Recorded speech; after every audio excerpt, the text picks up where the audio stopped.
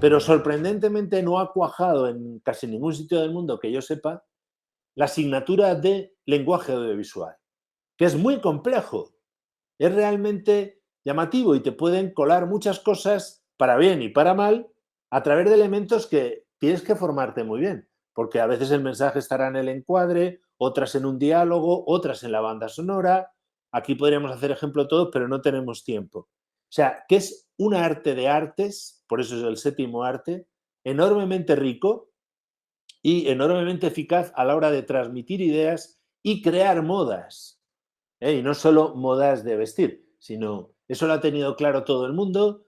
Y si veis las películas mudas y en blanco y negro de Charles Chaplin, veréis que tienen unas críticas sociales de primera fila. Este año estamos celebrando el centenario del Chico, si tenéis ocasión verla, pero grandes directores de la historia, Berman, Dreyer, incluso buscan las grandes respuestas a través del cine.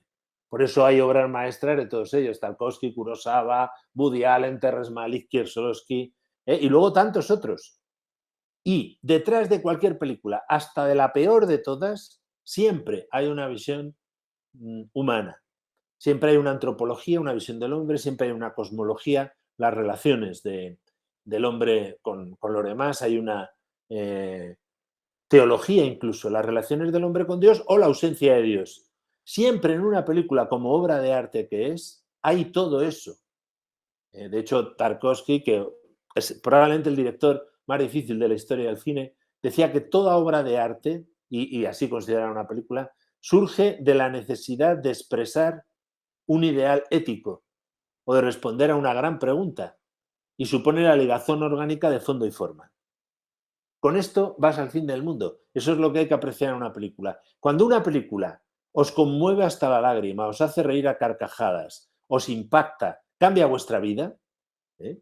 Hay incluso un poeta francés llamado Max Jacobs que se convirtió al catolicismo viendo una película, y no una película religiosa, era una película de gángsters.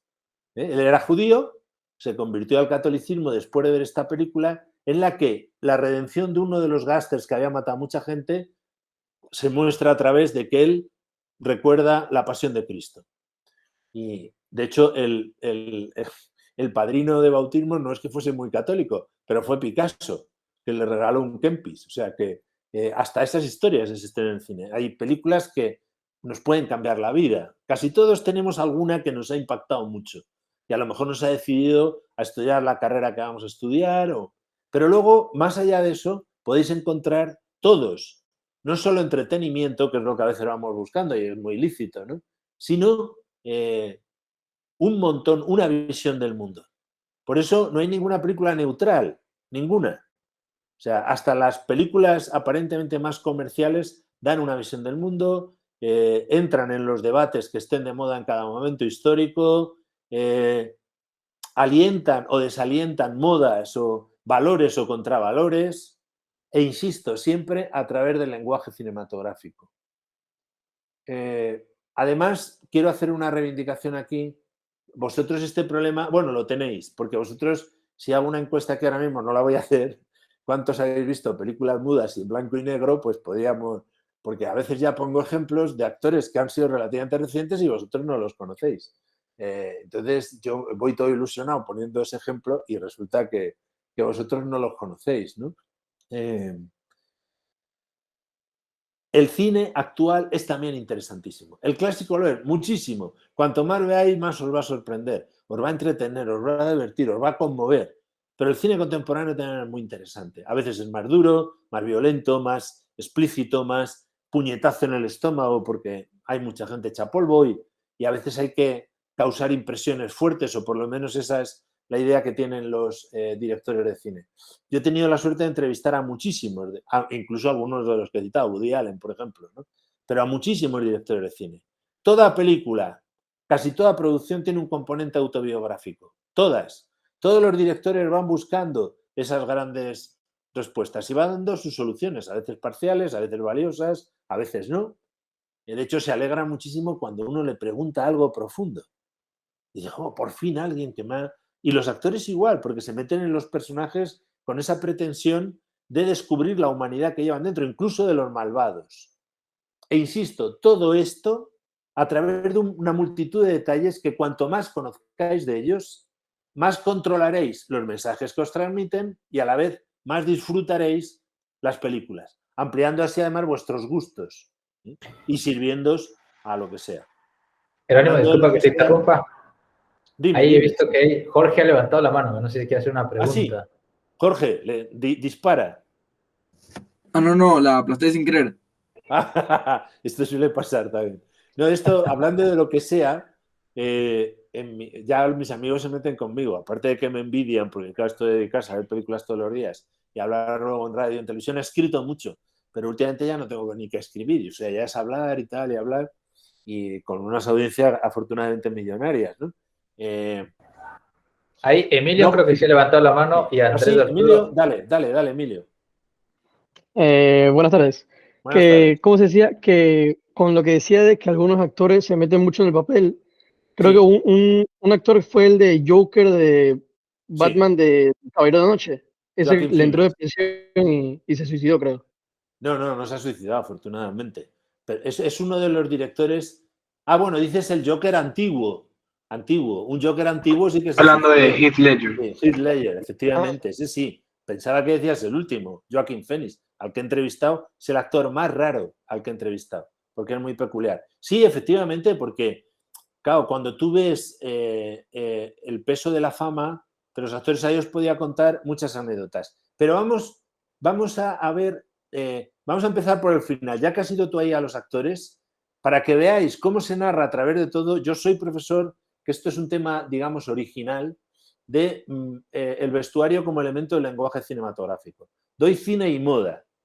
Y una de las que me contestó del modo más profundo, para mí dije que era profesor, es Charlize Theron, que es la malvada, por cierto, de Fast and Furious 9. Si la habéis visto, es una actriz magnífica, que la veis además en todos los carteles, porque lleva años anunciando Yador, no sé si allí, pero en Europa, y es de las mujeres más guapas del mundo, ¿no? Para que veas hasta cómo se mete un actor, vamos a ver la entrevista que le hice aquí en Madrid. La pones tú, la lanzas tú, Juan Sebastián. Es la última. Vamos a empezar por el final de lo que habíamos previsto, para que veas hasta qué punto se mete un actor en el personaje. Yo le pregunté qué importancia tiene para el actor meterse en el personaje a través del vestuario. Tú imagínate, en el caso, por ejemplo, del Joker, sería el maquillaje, la esta que llevan, cómo tú te metes. Ahí tengo muchas anécdotas, pero esta es de las contestaciones más interesantes. ¿De Charlize Theron? A ver, comparto mi pantalla. La pongo desde el inicio. Sí, porque me parece, no sé si es todo el reportaje, espero que no, son solo 2 o 3 minutos. Sí, ya, a ver, comparto mi pantalla entonces.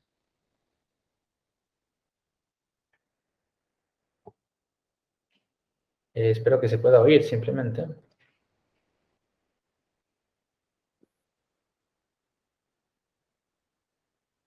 ¿Me confirman si se oye? Sí.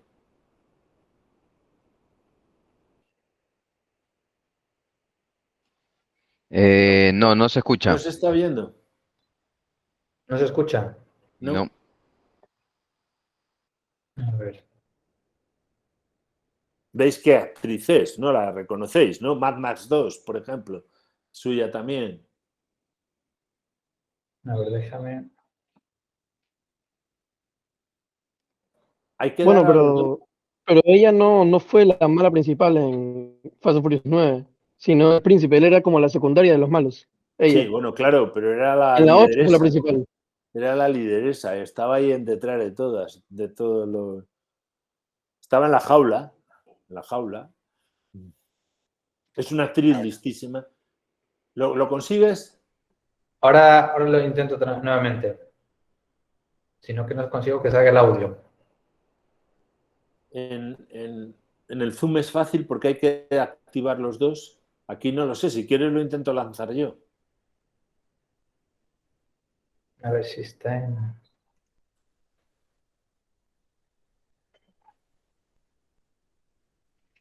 O sea, los buenos actores y actrices se meten muchísimo en los personajes, los trabajan mucho por esta línea que os estoy diciendo, buscando las luces, las sombras, intentando ver las razones, aunque sea el más malvado de todos, aunque sea Hitler. ¿Por qué Hitler hace esto? Intentar comprenderlos. y a veces se implican mucho y les afecta mucho personalmente. Y luego el otro aspecto de los actores es la fama, o sea, el peso de la fama, y tengo muchas anécdotas también, que es lo que tú decías. En el caso de Ed Líder, mantenerse arriba te supone un esfuerzo muy grande. O tienes mucha personalidad, estás bien formado y tienes valores sólidos, o es fácil que pierdas pie y que te tires a las drogas, al alcohol y que en una de estas te desesperes. O sea, porque a veces la soledad del artista, o sea, la necesidad de mantenerse en lo alto, cuando vas cumpliendo años además y tal, pues es difícil, ¿no? Pues a veces hay suicidios, impresionan muchísimo. Además, cuando hablas con los actores, es tremendo. Juanse, ¿lo conseguimos o no? Estoy subiendo al internet para poder verlo compartiendo una pestaña. Ah, vale. Y sí, porque vale. no me permite que salga el audio. Vale, y tú has levantado también, Enrique. Vamos contestándote a ti si quieres y luego seguimos con lo otro. Sí, hola Jerónimo, ¿cómo estás? Encantado. Sí, justo ahorita lo que estaba diciendo de cómo los actores se tienen que meter en el papel, ¿no? Y saber cada aspecto de cada persona. Que justo estaba hablando de Charlize Theron y me hice acuerdo de la película no sé si vio la que ella interpreta a Aileen Wuornos, que era una asesina en serie. Claro, esa es la película que le dio el Oscar. Claro, se llama Monster, claro. Y hace de Monster, lesbiana exacto. asesina. Y Exacto. claro, ahí tiene que salir fea, lo cual Sí, es una conseguir que persona Charlize totalmente Theron... diferente.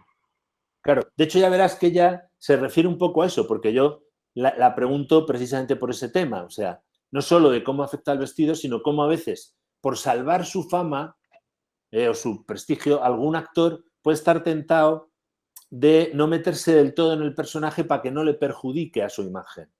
Entonces, esa es una tentación que podían tener y tenían, de hecho, muchos actores y actrices clásicos que para cuidar su imagen retocaban el guión, no se metían. Claro, los actores contemporáneos en ese sentido lo que agradecen mucho son los desafíos que suponen ir contra su propia imagen. En el caso de Charlize Theron, en ese caso concreto, ganó el Oscar con la mujer más fea que ha interpretado. O sea, que cuesta ponerla fea en esa película, en Monster. Con esa ganó el Oscar. Y se entiende mejor la respuesta con esta matización tuya que has hecho. Claro, y luego tienes actores más metódicos como Christian Bale, Joaquin Phoenix. Claro, por supuesto. O como lo fue Heath Ledger. Sí, Heath Ledger o todos los actores del método. Ahí tienes de todo. Y luego tienes los actores ingleses que se ríen de los del método. Dicen, no, yo voy y no me llevo al personaje a casa. Hugh Jackman, por ejemplo, al que he tenido, que es australiano, he tenido ocasión de entrevistarle en 3 ocasiones a Hugh Jackman.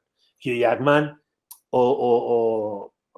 los australianos son muy divertidos porque tienen un poco de británicos, pero mucho también americanos. Entonces, no se toman en serio ni a unos ni a otros y suelen ser actores muy buenos. Cate Blanchett, por ejemplo, que ha sido directora del teatro de Sydney, es una actriz impresionante, buenísima. Y Hugh Jackman igual.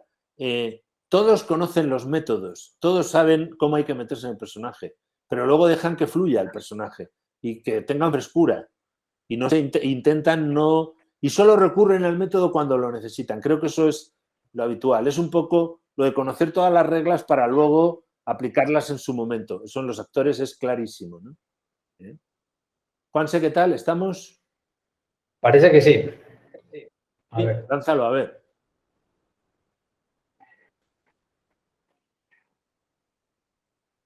Pero ahora sí.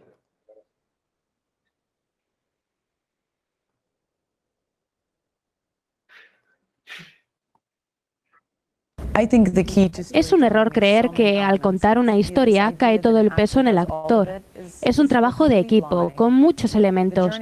El trabajo de un actor entra en colaboración con los del diseñador de vestuario, el maquillador, el director artístico. Se trata de crear un mundo entero para que una persona se luzca. Eso me encanta.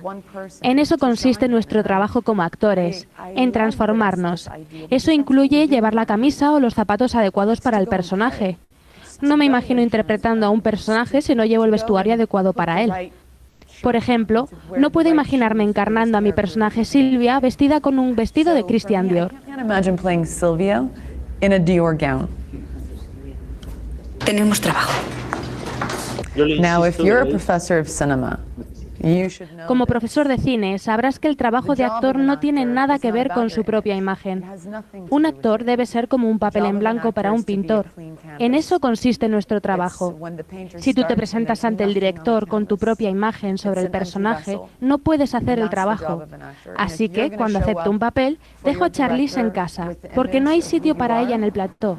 Solo hay sitio para la historia y para el personaje. The only thing that has a place on that set is the character and the story. Veis que es una mujer fuerte, aparte de muy guapa, tiene una personalidad enorme, ¿no? Y profundiza mucho en los personajes. De hecho, elige muy bien los personajes también en las películas comerciales. O sea, los buenos actores son así. Y todos los buenos actores, y ya si dan el paso a dirigir, que esto es muy importante, y sobre todo si son cómicos. O sea, es muy interesante ver los géneros, que es una atadura que hay en el cine, y uno de los géneros más serios es la comedia. La comedia se edifica casi siempre sobre tragedias y los cómicos son verdaderos filósofos de la vida. Muy difícil hacer humor con todas las cosas que pasan en el mundo. Y en ese sentido, directores como Charlotte, Buster Keaton, Jacques Tati en Francia y otros grandes cómicos de la historia tienen una labor de transmisión de ideas a través de una visión, digamos, positiva muchas veces de las tragedias. Un ejemplo moderno. Roberto Benigni con La vida es bella. Espero que la hayáis visto, esa película. Si no, es una buena película de Cineforum. Porque ¿cómo vas a hacer una comedia sobre el Holocausto? Y es lo que él logra a través de la mirada infantil de un niño. Yo tuve la suerte de entrevistarle en la siguiente película, que se llamaba El tigre y la nieve, que era una película en torno a un tipo que va a Afganistán, además está de moda y por eso lo he elegido en parte, para intentar reanimar a una mujer que prácticamente la han dado por muerta en un hospital. Y monta un follón de mucho cuidado, es increíble, ¿no? Y claro, que un cómico como Roberto Benigni haga estas dos películas, con su mujer además, Nicoletta Brasi, que son totalmente distintos. Él es un electrón súper nervioso, inquieto, y ella es un mar de calma. Pues ya veréis, enseguida está a gusto con que yo me tire a entrar en los temas de fondo de la película. O sea, porque lo que él quiere transmitir en esa película son sus propias inquietudes morales, éticas. Si puedes, lanza la parte final, sobre todo la entrevista con Roberto Benigni y con Nicoletta Brasi.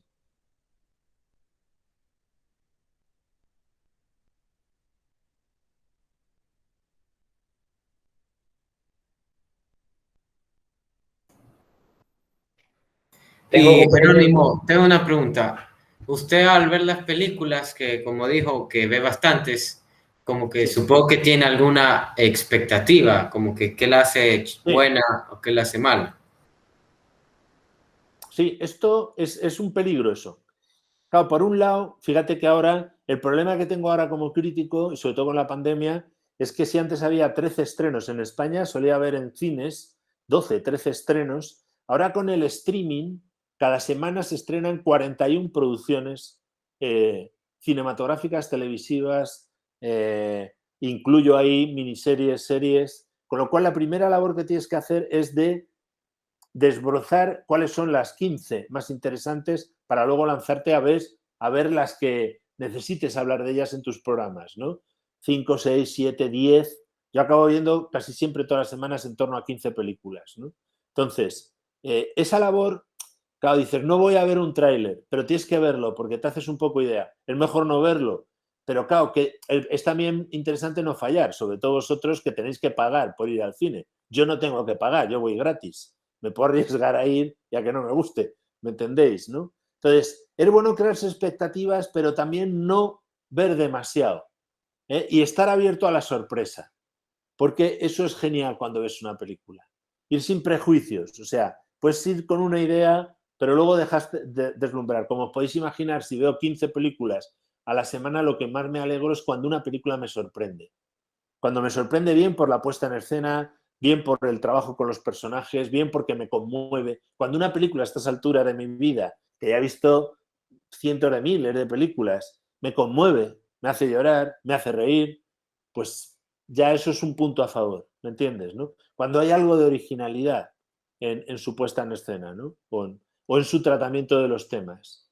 Pero claro, como bien me dijo un amigo, que era un tío profundo, dice, mira, un crítico de cine es lo que decía Orson Welles. Si queréis ser críticos de cine, pero bueno, si queréis ser críticos de cine o buenas personas y queréis valorar a fondo cualquier manifestación cultural, tenéis que leer, tenéis que ver cine, tenéis que leer poesía, narrativa, filosofía, pensar. O sea, esto es todo lo que se le exige a un buen crítico de cine. No te puedes conformar con ser un cinéfilo y saber todas las ideas y fricadas del cine de terror. No, no. Tienes que darte cuenta que detrás hay seres humanos inquietos, planteándose preguntas y planteándonos preguntas que son decisivas para el sentido de nuestras vidas. O sea, que en ese sentido, cuando más disfruta una película es cuando tiene esa formación y cuando capta que de pronto este director te está transmitiendo esa maravilla a través de todos los elementos de una película. ¿Me entiendes, no? Eso cuando pasa es una gozada, ¿no? ¿Tenemos a Begnini? Juanse. Tengo un inconveniente que no se abre el archivo. No se abre. Mal asunto. Sí. Mal asunto. Pues os vais a quedar sin Begnini. ¿Se te abre el de los hermanos Cohen, de Muerte entre las flores? Ese es...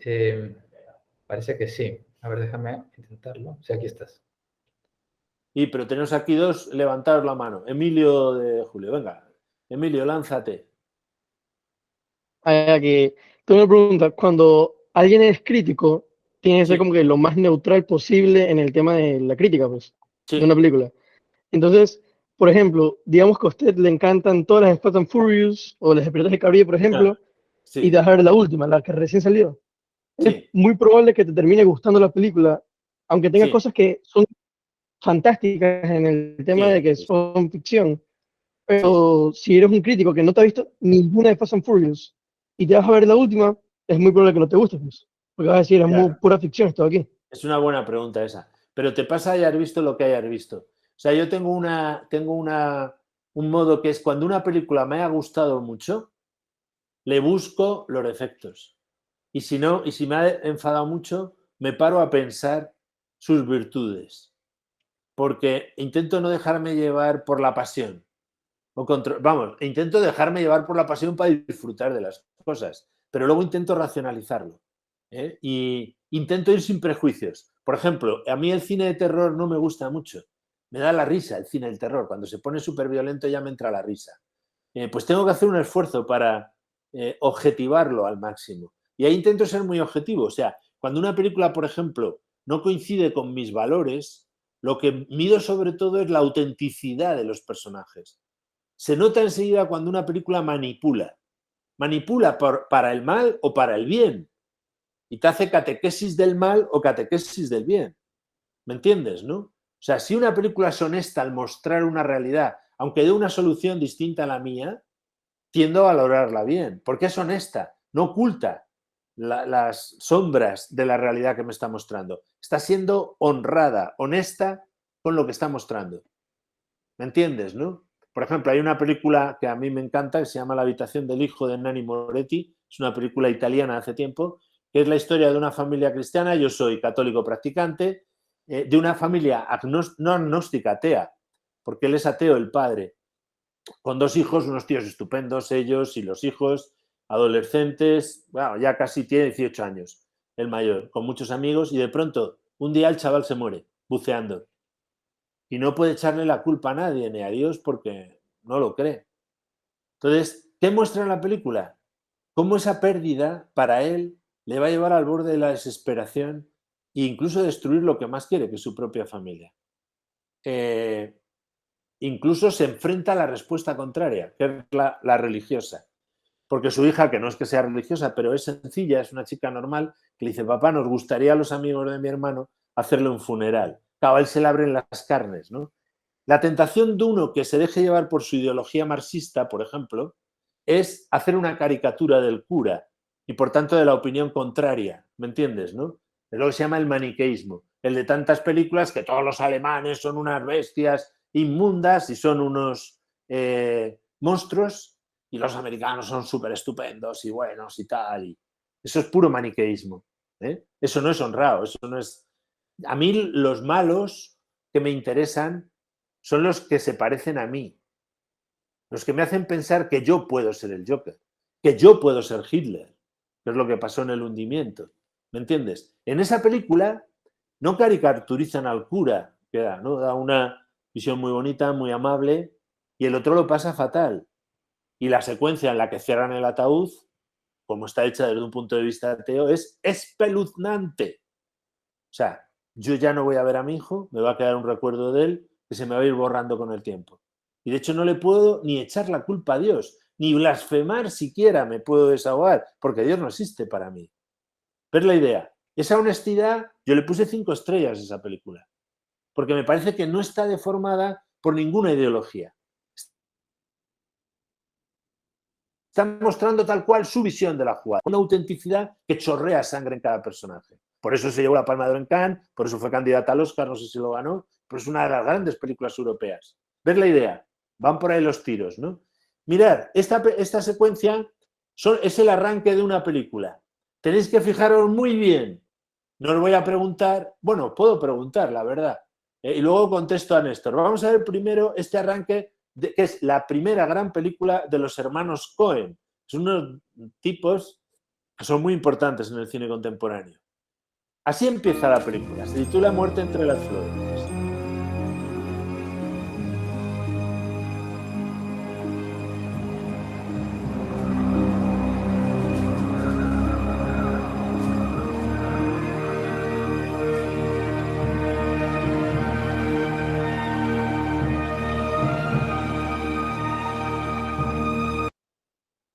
Ya está. Si contáis, no sé cuánto dura el plano. 23 segundos. 15 segundos. ¿Cuánto es? 23 segundos. 23. Desde que empieza hasta que se acaba. Desde que empieza con el sombrero parado. Vale. Eso es puro cine. Os podía preguntar de qué va la película a través de esto. ¿Alguien se atreve a decir de qué va la película? De un sombrero, podría ser. La muerte de alguien. La de una muerte de persona que va alguien. muriendo poco a poco. Sí, ¿tú crees que sí? Bueno, he cortado, no sabes con qué plano acaba. ¿La música es de muerte? Sí, ¿Por qué dices que es muerte poco a poco? porque como se va desapareciendo el sombrero, pues se va alejando hasta allá que no se ve. No se ve, pero no hace fundido en negro. Tú no sabes si el que está... Tú das por supuesto que lo está mirando alguien, ¿no? ¿O no? ¿Dónde está la cámara? sea, se supone que está detrás del sombrero, pues. Claro. Pero puede ser que sea un sombrero que fue nada más rodando por el bosque. O sea, ¿la cámara dónde está? En el suelo. En el suelo. Claro. Y está, si os habéis fijado, un poquito desenfocada en el primer plano y con profundidad de campo. Por supuesto, la pregunta obvia es, si yo os hago, ¿es importante el sombrero en esta película? ¿Qué me diríais? Sí. Sí, joder, le has dedicado 20 segundos. O sea, o eres tonto o engañas al espectador. O sea, el sombrero es muy importante para alguien en esta película. Y probablemente ese alguien está en en el primer plano. Lo que pasa es que no está en plano, está fuera de campo.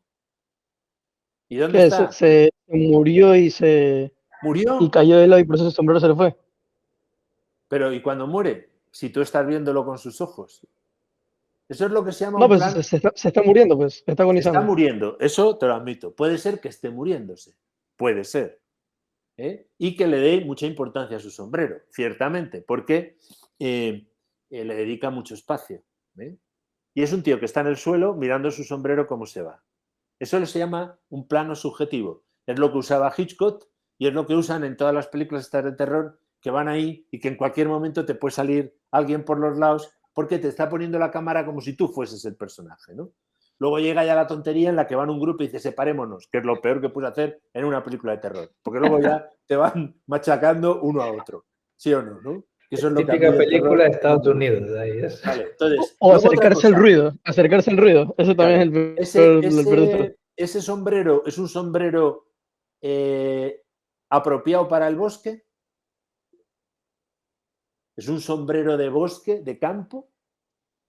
Claro, vosotros no sabéis nada de sombrero, pero si supieseis un poquito de sombreros, os daréis cuenta de que es un típico sombrero de ciudad. Es más, de los años 30, es más de gángsters.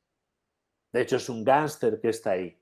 Pero, si está muerto o no, desde luego, al principio no está muerto, porque el plano es de sus ojos. Si me funde en negro al final, puede ser que esté muerto o no, porque a lo mejor me va a contar toda la historia hasta que llegue ese plano. ¿Me entendéis?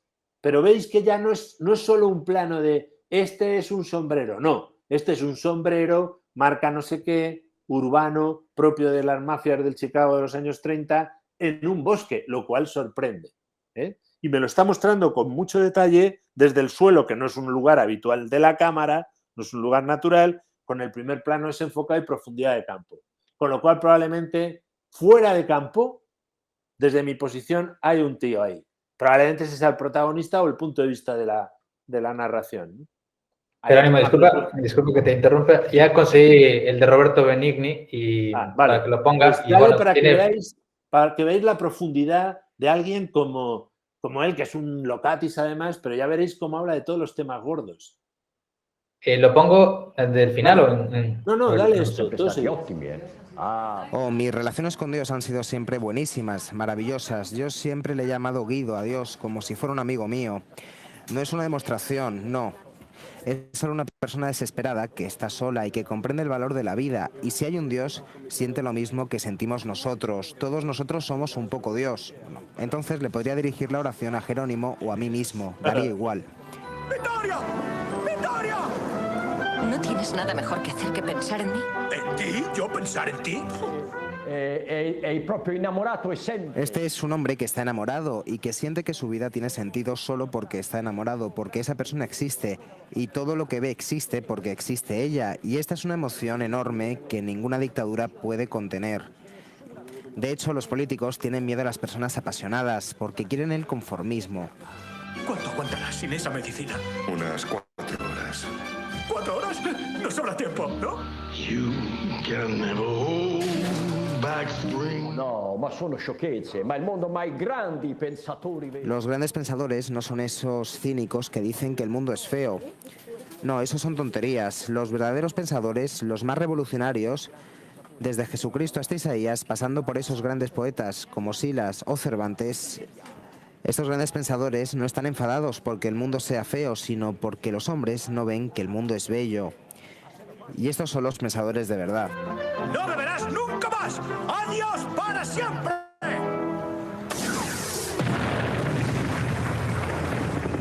Misericordia, miseria, pietà.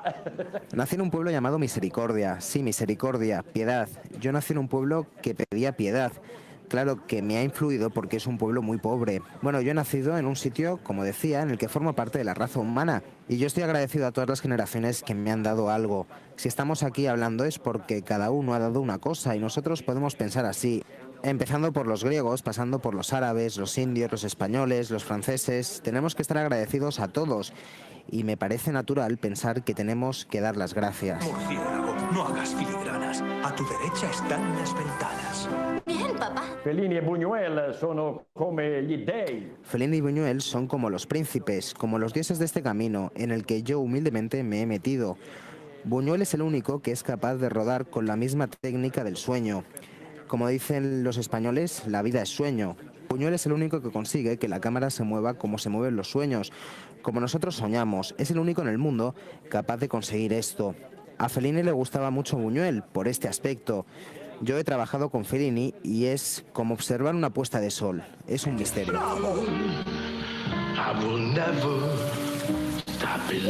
Tu mujer. Hace Pero no 26 años que estamos hablando de cine. Somos como una compañía de teatro. Hemos hecho muchas cosas juntos y muchas separados.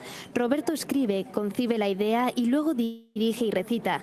Yo me he preparado para recitar, pero me he puesto a producir porque mis amigos americanos me han impulsado a producir.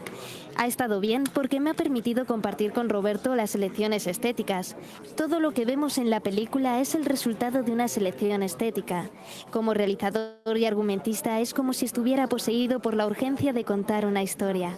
Es un gran trabajador, está muy concentrado, es incansable y como director hace que te sientas cómodo.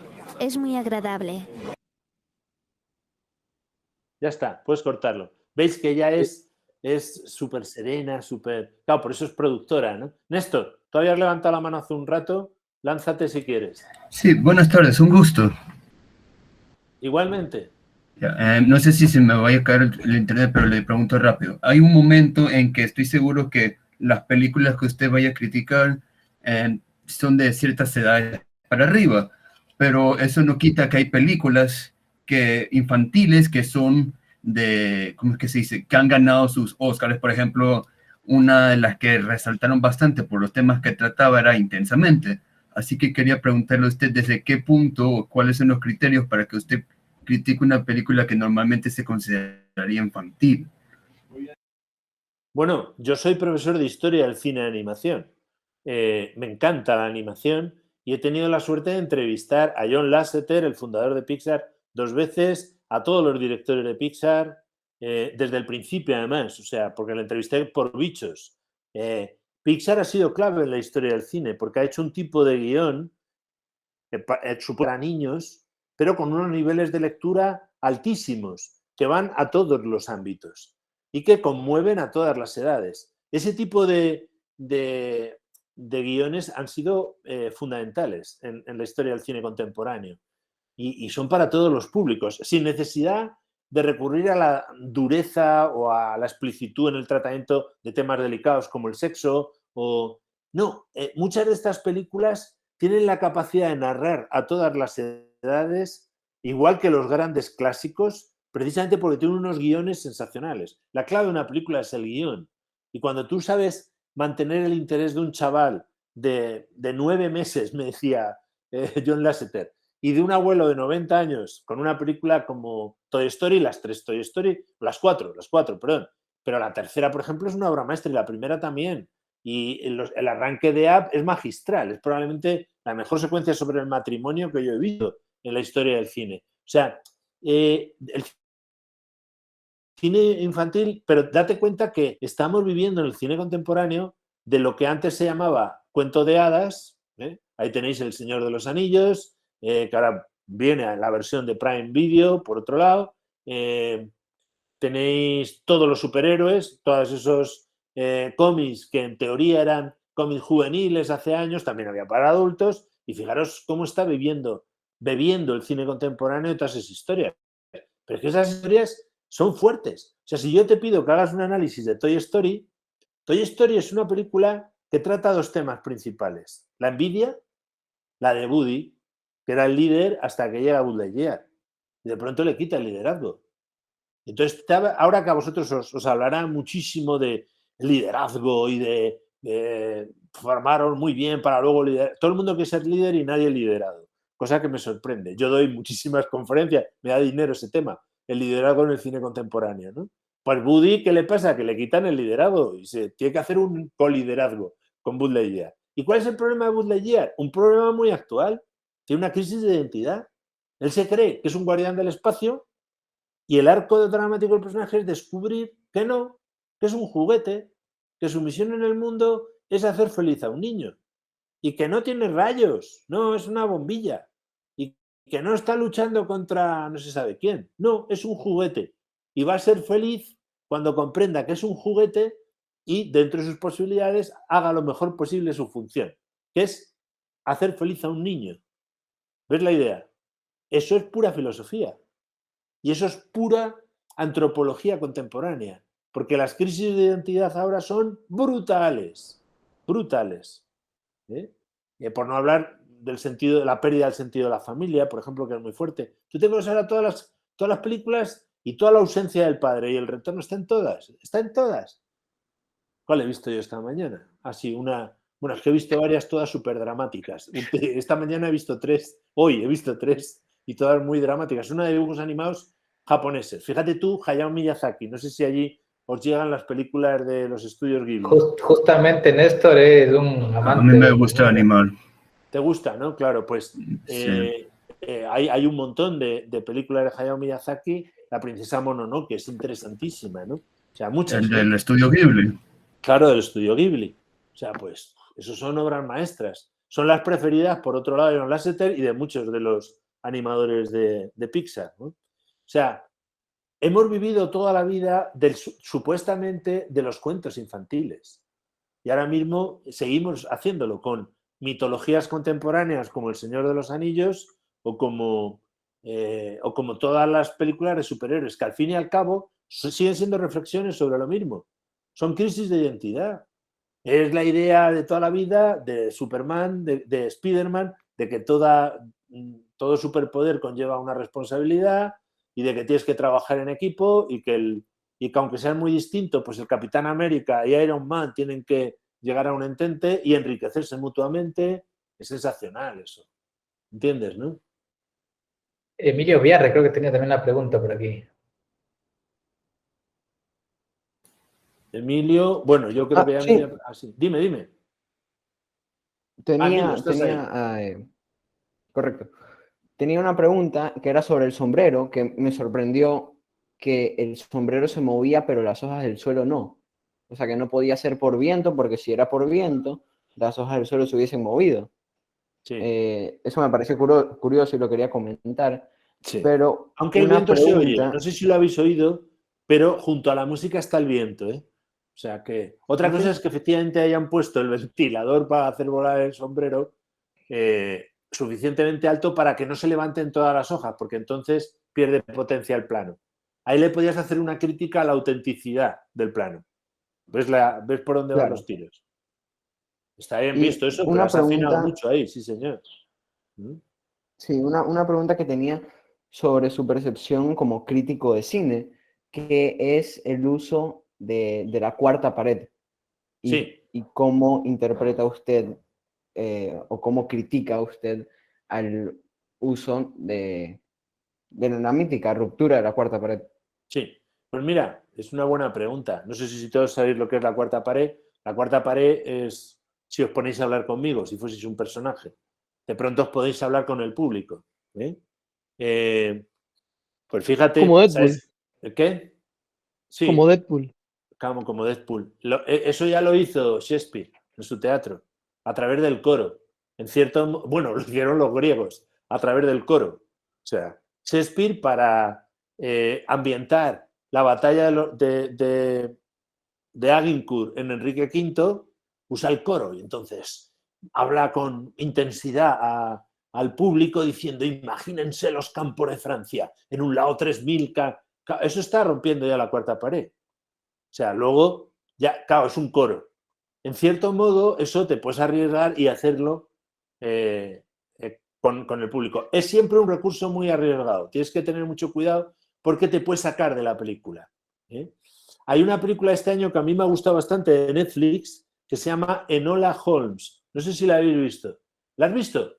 La habéis visto, ¿no? Enola Holmes claro, es una película que se imagina la vida de la supuesta hermana pequeña de Sherlock Holmes. Y la interpreta una actriz que a mí me encanta, me parece de las mejores actrices de su generación, que es la chica rarita de Stranger Things, ¿no? Ella rompe la cuarta pared y lo hace muy bien.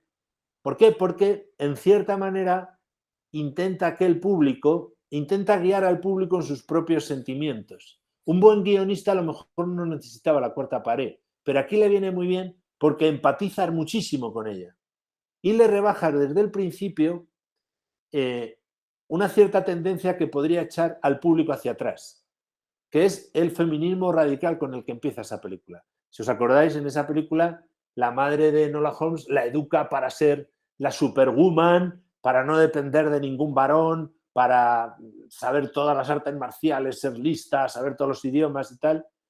Pero ella es frágil y ella lo muestra, esa fragilidad, haciendo confidencias al espectador, que te caen muy bien, en mi opinión es muy buena, ¿no? Y luego justifican algunas reacciones que tiene ella, por ejemplo, cuando se enamora a primera vista del conde que es tan frágil como ella. Me parece una película muy divertida, muy fresca y con esta actriz que es de las mejores de su generación. Pero es un recurso peligroso el romper la cuarta pared. Pero ya lo hizo Shakespeare, ya lo hizo la comedia griega. O sea que hay muy pocas novedades. Y luego, al fin y al cabo, un primer plano mirando a los ojos, aunque no diga nada, está rompiendo la cuarta pared, ¿eh? O sea que la cuarta pared a veces se rompe sin necesidad de decir nada. O sea, porque está solo el personaje delante del público. ¿Me entiendes, no? O sea, pero bueno, es interesante. Pero es arriesgado ese recurso, ¿eh? ¿Más cosas? ¿Tenéis alguna pregunta más? O sea, aquí hay más gente. Yo ya para una pregunta de curiosidad. ¿Tiene alguna serie y película de absoluto favorito? O sea, que no exista otra película que se le iguale. Es que, para empezar, soy poco mitómano, eso. Y luego, como veo 15 películas todos los días e intento mantener una cierta capacidad de sorpresa, varía constantemente mi lista de películas favoritas. No, es que es muy difícil, tengo tantas, depende del momento en el que me pille, ¿no? Si tuviese que irme a una isla desierta, me llevaría Qué bello es vivir, It's a Wonderful World. No sé cómo se llama allí en Ecuador. La de Frank Capra, blanco y negro. Un tío que se va a suicidar y se le aparece un ángel de la guarda que tiene que ganarse las alas, ¿no? It's a Wonderful World, ¿no? It's a Wonderful Life, no me acuerdo cómo se llama en inglés. Aquí se llama Qué bello es vivir. Me parece una comedia dramática impresionante, sensacional. Muy difícil, muy difícil. Pero luego es que estoy constantemente deslumbrado. Este año me han gustado mucho las series escandinavas, que no sé si os llegan allí. Hay noruegas de este año muy buenas, Nobel. Pero hay una que me ha gustado mucho, que es inglesa, del mismo creador de Downton Abbey, que se llama Un juego de caballeros, se ha titulado aquí. The English Game se llama en original, que es los inicios del fútbol. Y es una excusa para hablar de la revolución industrial. Y para llevarse muchos de los problemas actuales, su origen lo tienen ahí. Entonces, esa explotación originaria de mucha gente rica a pobres que decanta en el marxismo. Pero que el creador de la serie, que es católico practicante, en vez de darle una solución marxista, le da una solución cristiana. Sin que sea explícitamente cristiana. Es magnífica esa serie. Pero es que, como esta, redescubro. Luego alguna película que la tenía muy mitificada la vuelvo a ver y se me cae un poco.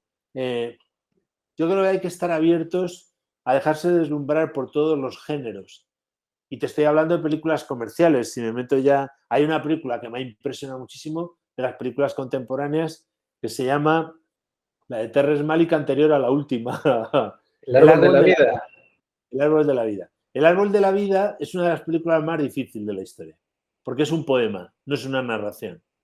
Tiene una banda sonora con 80 temas, aparte de la banda sonora original, todos ellos con sentido dramático, todos. Y en el fondo son dos historias cruzadas, fue Palma de Oro en Cannes. Y mucha gente abandona los cines porque no sabe de qué va. Y te mete de pronto en una de esas historias la creación del mundo, con unas imágenes impresionantes. En mi opinión, es una de las películas más importantes del cine contemporáneo y de la historia del cine. Entiendo que tú intentes verla y te agotas, ¿no?, con ella, porque además no entiendes mucho y está narrando constantemente, con todo, con el encuadre, con la música, con los diálogos, con los gestos de los actores, con todo. Me parece magistral esa película. O sea, si tuviese que coger una clásica, cogería Qué bello es vivir. Y una moderna, cogería El árbol de la vida, sin duda. Más preguntas, hay más gente. Sí, tengo una pregunta. Una pregunta. Usted que a mí me parece muy buena una película antigua que se llama Forrest Gump. ¿Qué opina de esa película?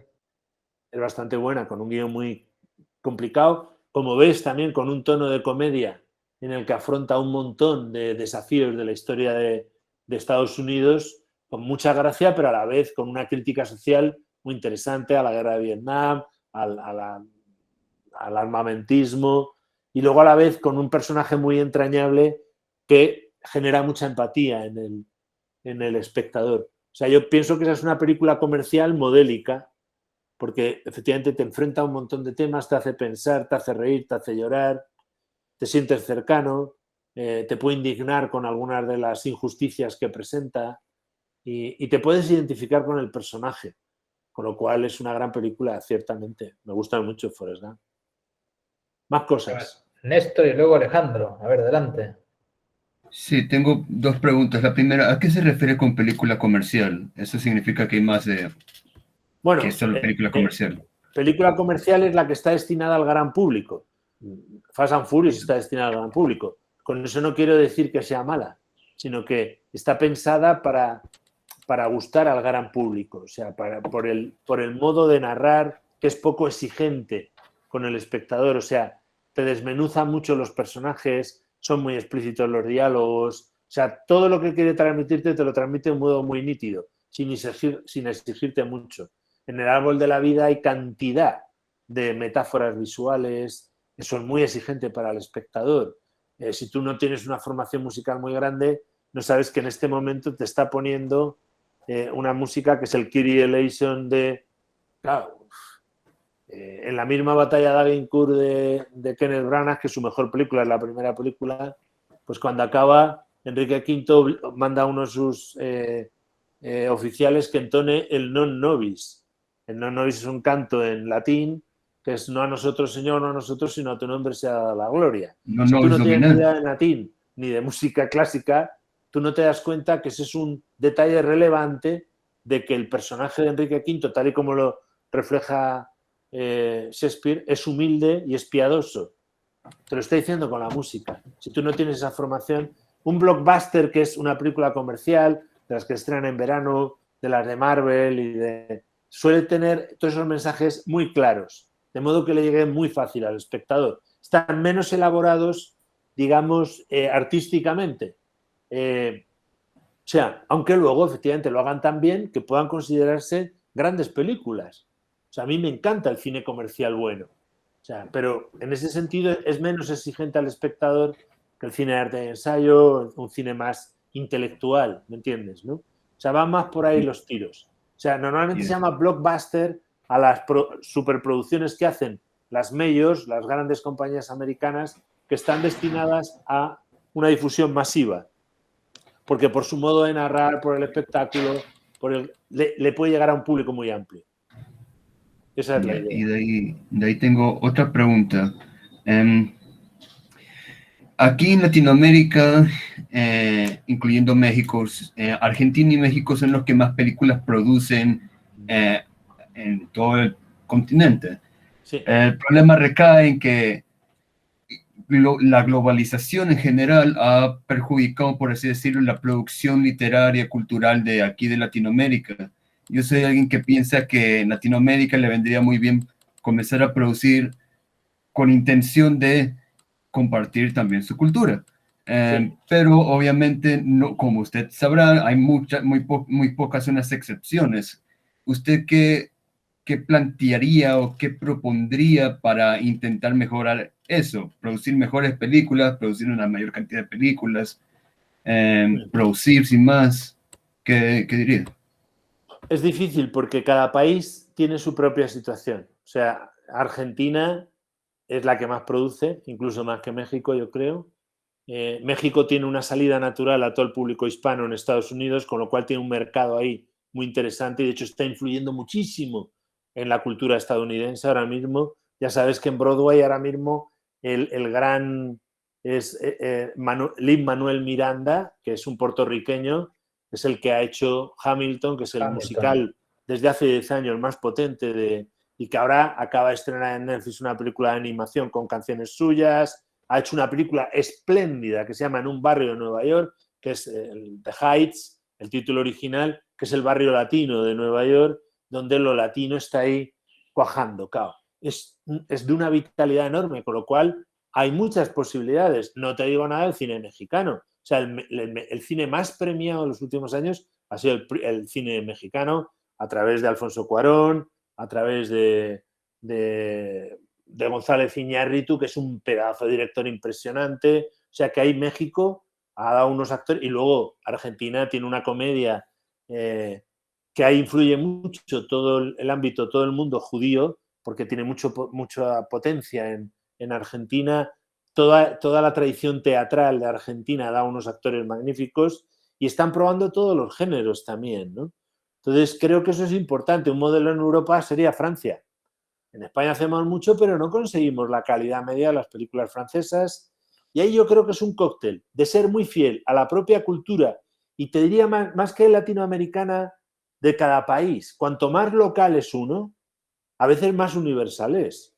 En Francia es muy claro, están haciendo un cine muy pegado al terreno y hay comedia, hay drama, hay cine negro, hay de todo. Los escandinavos igual, están haciendo un cine negro muy suyo, muy de la densidad, de la oscuridad, del frío, del individualismo de la gente. Pues igual tenéis que hacer allí, y se está haciendo en bastantes países. Hay directores chilenos ya que han dado el salto también a Estados Unidos.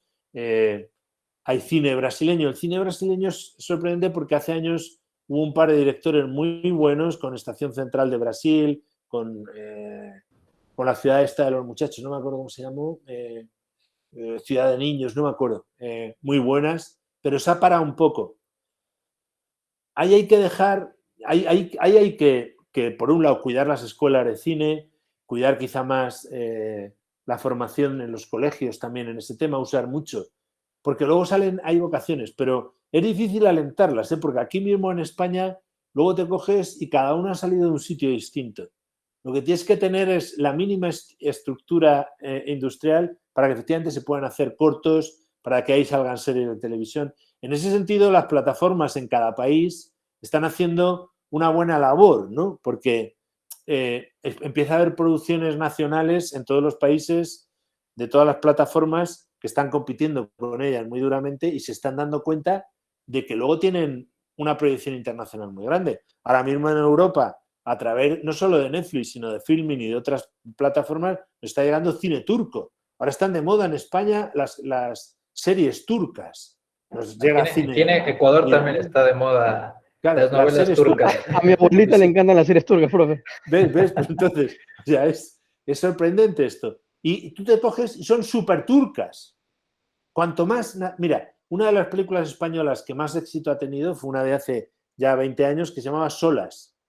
Estaba rodada en Andalucía, en Sevilla, e incluso al español nos costaba entender el acento andaluz. Y era una historia muy moderna, muy actual. Recibió un montón de premios, fue rentabilísima y se llevó el premio a la mejor película y a la mejor actriz en el Festival de Tokio. Entonces la actriz, que era andaluza, que casi no se la entendía, fue allí a recibir el premio a Tokio, ¿no? Y estaba asombrada. Hacía de una abuela que ayuda a su hija que se ha ido a la ciudad, renegando de la abuela que está aguantando un padre que es maltratador y tal. La abuela es un personaje espectacular, ¿no? Entonces fue allí a un crítico de cine japonés, le preguntó: oiga usted, ¿me puede responder a una pregunta? ¿Cómo me he podido yo llevar en Japón, siendo de Sevilla profunda, hablando como hablo, el premio a la mejor actriz? ¿Qué le dijo el japonés? Porque mire, señora, usted ha reflejado a la típica abuela japonesa. Ese es el guión. Desde lo local ha llegado a lo universal. Eso es lo que hay que conseguir. O sea, a veces contar las historias más cercanas a ti son lo que te da más universalidad. ¿Sabes lo que te digo, no? O sea, ese tema, las cosas que lleváis dentro, que son parte de vuestra cultura real, o sea, y de vuestras inquietudes reales, cuanto más auténtico es, más universal es. Y a veces eso se imposta y se hace una película que pretende quedar bien con todos, que es políticamente correcta, que... No, tú narra lo que quieras narrar. ¿Has oído lo que dice Nicoletta Brasi de Roberto Benigni? Él está poseído por la pasión de contar una historia. Siente la pasión de contar una historia. Eso le pasa a todos los novelistas, le pasa a todos los pintores, le pasa a todos los artistas. Tienen la pasión interior, quiero contar mi historia, y la cuentan, con los medios que tengan a su cercanía. Eso es lo que hay que hacer. Y cuando uno hace eso, acaba abriendo ese camino. Pero no, te interrumpo. Sí. Hagamos las 3 últimas preguntas porque también tú ya es de noche y tendrás que irte a descansar, sí. No te queremos quitar mucho tiempo. Julio estaba aquí, Alejandro, José y Alejandro, Julio. Estaba también Enrique y Emilio. Y las 3 últimas y terminamos para dar por finalizar la sesión, ¿ya? Adelante, Alejandro. Listo, sí. He notado que las películas actuales están inclinándose a deformar la definición del villano y del héroe. Podríamos llegar a la conclusión de que están tratando de sugestionar a la sociedad maquiavélicamente para trastocar la definición del bien y del mal. Puede ser que haya un complot universal para cambiar los valores, eso es cierto. Y también es verdad, se podría interpretar también, depende, hay que ver cada película. También es verdad que está humanizando a los malvados, porque efectivamente el maniqueísmo de buenos y malos, blanco y negro, no es real. En la vida hay muchos grises y todos somos totalmente buenos y todos totalmente malos. Y todos somos capaces de todos los horrores que pueda cometer el tío más tirado del mundo. Si no somos conscientes de eso, no tenemos ni idea. Y podemos ser un peligro para nosotros mismos y para los demás. Bueno, en la serie de Loki se ve eso, que claro, lo ponen como bueno. Bueno, pero una cosa es que tú trastoques los valores. Lo que no me gusta a mí es que en las películas no haya contrapuntos buenos. Por ejemplo, es el reproche que le haría a Joker, que me gusta mucho como película, pero porque en el fondo te está diciendo Joker acaba rebelándose contra una sociedad que es profundamente insolidaria, que es profundamente individualista, en la cual cada uno va a su bola, menos yo que voy a la mía. Eso es el puro individualismo. Y además es hedonista. O sea, el objetivo es muy claro. Poder, dinero y placer. Sobre todo sexual. Es así. Y eso no llena a la gente. Y por eso hay tantos dramas y tantas tragedias. Se ha redescubierto la tragedia. Alfonso Cuarón o cualquiera te lo diría. Ese mal uso de la libertad que hacemos nos lleva a meternos en unos infiernos terribles de los que nos cuesta salir a nosotros solos. Claro, en el caso de Joker, que es un tío que, recuerdo, que empieza cuidando a su padre en la película, o a su madre, ya no me acuerdo quién era, se rebela contra la sociedad y genera un movimiento populista. Es una parábola de los populismos. Ahí en Latinoamérica lo tenéis al día, y aquí igual. Al tiro lo tenéis, que dirían los chilenos, ¿no? Y aquí igual. Porque ese es el gran riesgo. ¿Por qué surge gente como Hitler? Hitler era un monstruo y se lleva de calle a un pueblo inteligente como el alemán. No, Hitler era como tú y como yo. Lo que pasa es que tuvo suerte y tenía don de gentes y se arrastró y se equivocó. Y fue humillado, un pueblo que fue humillado en la Primera Guerra Mundial. La equivocación de los demás. Y pasividad de muchos de los aliados hasta cierto tiempo. La vida no es blanco y negro. Por eso, un cierto esfuerzo de ponerse en el pellejo de los malvados es muy interesante. Porque, insisto, los más inquietantes malvados son los que podía ser yo ellos. A mí son los que más me inquietan y más me hacen pensar. Fijaros, uno de los grandes escritores cristianos de la historia se llama Chesterton y tiene una serie de novelas que os aconsejo vivísimamente, sobre todo si os gustan las novelas de detectives. Son cuentos que son los relatos del padre Brown.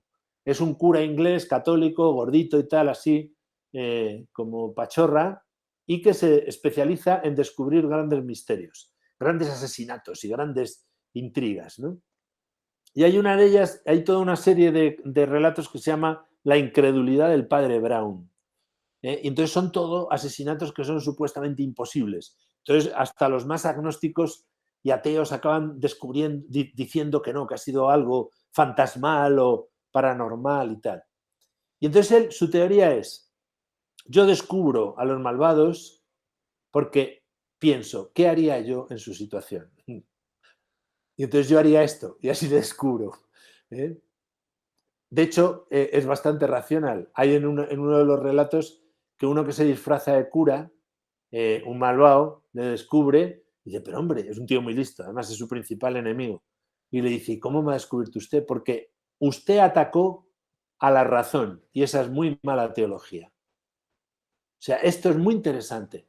Esa antropología básica, esa humanidad que nos une a todos, esa grandeza que tenemos, esos superpoderes, esas superresponsabilidades, pero a la vez los pies de barro, la realidad del pecado, que va a ser la antropología básica católica, es vital recuperarla. Si no se recupera, nos volvemos a la jungla. Es así, es terrible. Por eso considero que una de las películas más importantes del cine contemporáneo es Seven, que no sé si la habéis visto, que es esa película tremenda de David Fincher, magnífica, sobre un asesino que va matando a la gente según los pecados capitales. Es una Es una de película las muy grandes películas inquietante en las que el mal, porque el asesino el tiene mal razón. triunfa en esa película. No triunfa, Es no una de las triunfa el grandes mal. películas. Esa película lo que te hace es pensar que el asesino tiene razón. Está loco, pero tiene razón en su análisis sociológico. En la última secuencia, que es espeluznante, con Morgan Freeman, que es el referente moral, un referente moral incompleto, dice en un momento dado el asesino: vemos un pecado capital en cada esquina y no hacemos nada por remediarlo. Que es justo lo que piensa el héroe de la película, que es Morgan Freeman. Pero el asesino está loco y lo que hace es matar a los pecadores. Lo que hay que hacer no es matar a los pecadores, es convertirlos, es acogerlos, es convertirlos en superhéroes. Esta es la idea. Y ese es el gran drama de toda la historia y ese es el gran drama actual también.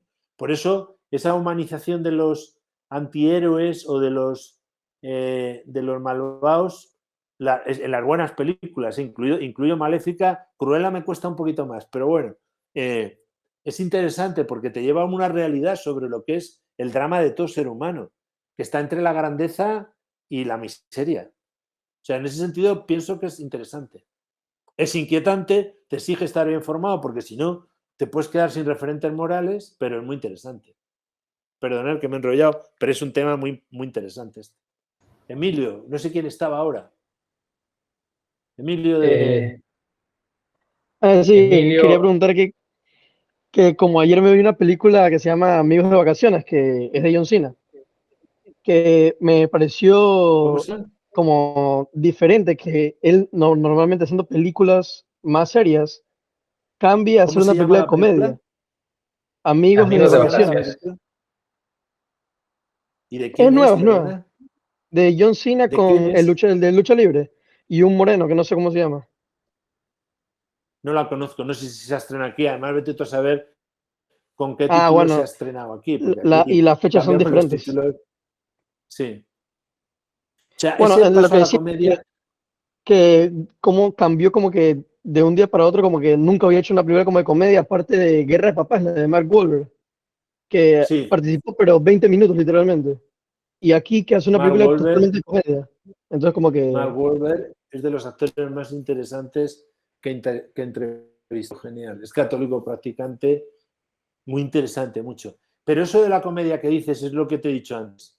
Tú le preguntas a cualquier actor, a cualquier director, qué desafío le queda por hacer y muchos te dicen que la comedia. Porque a muchos les cuesta hacer comedia. ¿Sabes? Han sido todos los grandes actores de acción, de dramáticos, todos han querido hacer comedia, porque para ellos es un desafío. Y eso les encanta, el desafío de hacer comedia, porque es muy difícil hacer reír a la gente. Es mucho más fácil hacerla llorar. Hacerla reír sin que caigas en el ridículo, yendo siempre en el borde, es muy difícil. Es muy difícil. Con lo cual, es lógico que todos los actores, sean del género que sean, vengan de donde vengan, quieran hacer comedia. Quieren hacer comedia y muchos de ellos quieren hacer musicales. Son las dos cosas que quieren hacer habitualmente. Andrés, la última pregunta, Andrés, para terminar, porque tenemos que irnos, chicos. Sí, y Jerónimo, ¿usted cómo clasificaría una película como El Padrino, por ejemplo? Que si bien es un gángster, pero no es como el Joker o Hitler, por así decirlo. Sí. Bueno, ahí tienes también, digo, que esa dualidad de la grandeza y la miseria está muy bien reflejada en esa película, que en mi opinión es una obra maestra del cine contemporáneo, toda la trilogía, pero especialmente la primera. La primera, si no me equivoco, la secuencia final acaba con un bautizo. Son acciones paralelas en que dice yo te bautizo en el nombre del Padre y salen a la vez los asesinatos que ha encargado el padre de la criatura. O sea, está mostrando la hipocresía de la mafia supuestamente católica y que a la vez ha perdido el sentido de la dignidad humana y se ha embrutecido hasta el punto de que ya comete asesinatos como se bebe un vaso de agua, ¿no? Creo que este es un tema, por eso en el cine actual, desde esa película y desde otras, es muy existencial. Los buenos y los malos han perdido el sentido rotundo porque siempre hay sombras. Sin las sombras no se ven las luces. por otro lado, es muy católico eso de que detrás de un gran santo ha habido un pecador y que detrás de un pecador puede haber un santo. O sea que esas segundas oportunidades, esa redención es uno de los grandes temas del cine contemporáneo también. O sea que, y ese es un tema que está esbozado en El Padrino. O sea, en el fondo te está mostrando con pena la degradación moral de personajes, sobre todo a través del personaje de Al Pacino, que eran inicialmente buenos y que podían haber sido grandes valores. Hay una película sensacional en esta línea también de gángsters que se llama Una historia del Bronx. Es la primera película que dirigió Robert De Niro. Y es la historia de un niño que está entre su padre, que es conductor de autobuses en el Bronx, en un barrio italoamericano, que es un conductor de autobuses, y el mafioso del barrio que le contrata al chaval, que es muy divertido, para hacerle encarguitos. Y gana más dinero el niño que el padre. Y el padre se enfrenta al gángster. Y el niño no lo entiende. No, lo divertido es este. Dice, la gente quiere al gángster. Dice, no, no le quieren, le temen. El héroe soy yo, que me levanto todas las mañanas a las 6 de la mañana para conducir el autobús. Él no es el héroe. Y la película acaba cuando matan, lógicamente, violentamente al gángster, y va a verle y el chaval ha aprendido la lección. Le dice, talento malgastado.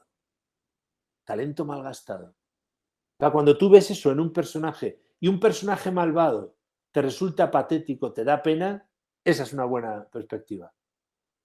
El malvado bueno es el que te da pena.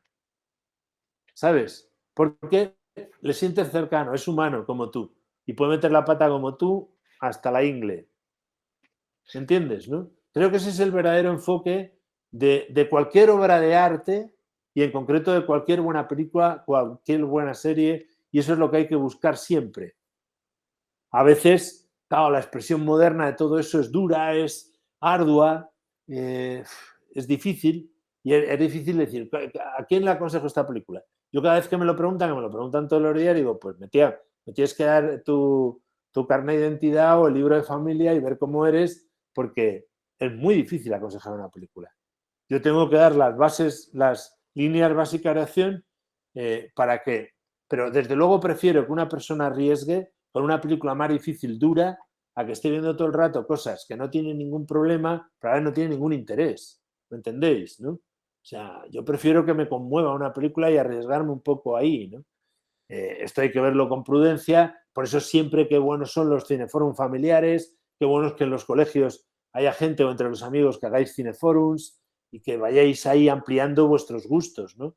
Entrando también a un tipo de cine que no solo os va a ayudar mucho en la vida, sino que es que además os lo vais a pasar genial con él, porque cuando ampliéis los gustos os daréis cuenta de que hay cosas maravillosas en el cine de todas las épocas.